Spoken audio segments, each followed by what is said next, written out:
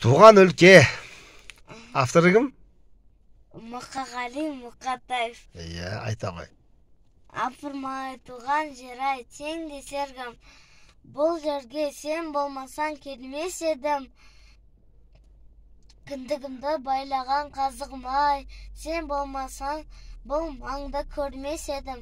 Жат көзіңмен қарайды адамдарың, жақын тартар құрбы да таба алмадым. Жас отаудың есігін ашып қалып, айлам құрып қайра жаба алмадым. Кел демеді, немесе кет демеді. Несі маған білмеймін өкпеледі. Сені өсірген. Сені сүйген жүректі туған өркем, сен өсірген біреулер жек көреді. Туған елім көрмесем сағынамын, кетсем ізім өзінен табылады. Жасыралман үнінің отауынан, ыстық маған атаның шаңырағы. Бәрекелді.